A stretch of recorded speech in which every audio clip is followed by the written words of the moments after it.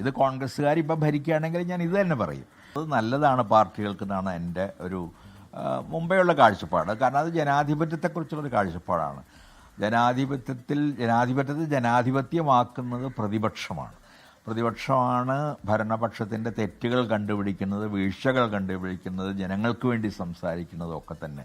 അതുകൊണ്ട് പ്രതിപക്ഷത്തിരിക്കുന്നത് ശക്തി കൂടാനുള്ള ഒരു വളരെ പ്രധാനപ്പെട്ട ഒരു പ്രവർത്തനമാണെന്നാണ് ഞാൻ വിചാരിക്കുന്നത്.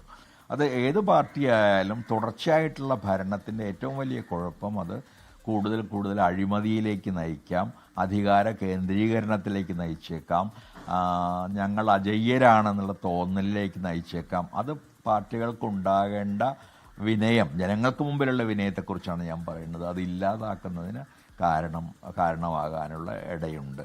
അപ്പോൾ അതുകൊണ്ട് തന്നെ ഏത് പാർട്ടിയായാലും ഈ നിരന്തരമായ ഭരണം എന്നുള്ളത് ഒരു ജനാധിപത്യത്തെ സംബന്ധിച്ച് നല്ലൊരു ആശയമല്ല.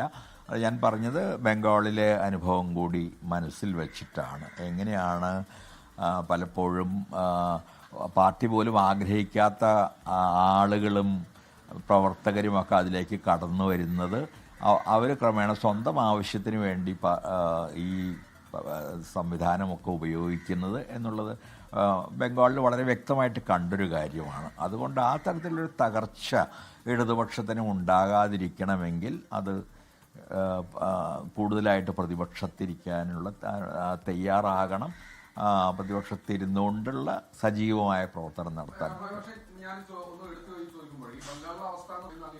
ഇല്ല, പോയി എന്ന് ഞാൻ പറയുന്നില്ല. ഞാൻ പറയുന്നത് പോകാനുള്ള സാധ്യത വളരെ കൂടുതലാണ്. ഇനി വീണ്ടും ഒരു ഭരണം കൂടി വന്നാൽ അവസരവാദികളായ ധാരാളം ആളുകൾ ഇടതുപക്ഷത്ത് ചേരുകയും സ്വന്തം കാര്യങ്ങൾ സ്വാധിക്കുന്നതിന് വേണ്ടി പാർട്ടിയെ ഉപയോഗിക്കുന്ന ആളുകളുടെ എണ്ണം വർദ്ധിക്കുകയും ചെയ്യാനിടയുണ്ട്.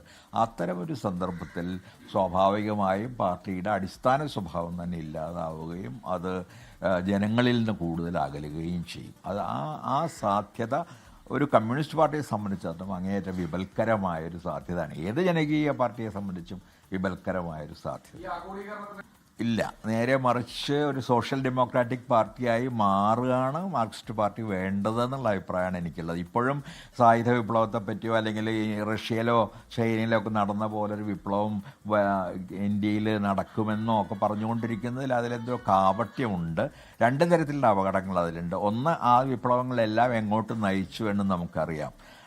സോവിയറ്റ് യൂണിയൻ തകർന്നു പോയതിനെപ്പറ്റി നമുക്കറിയാം. അവിടെ സ്റ്റാലിനിസം ഉണ്ടായി, അതിനെ തുടർന്ന് ഏകാധിപത്യവും ഭീതിയും ഉണ്ടായി, അതിനെ തുടർന്ന്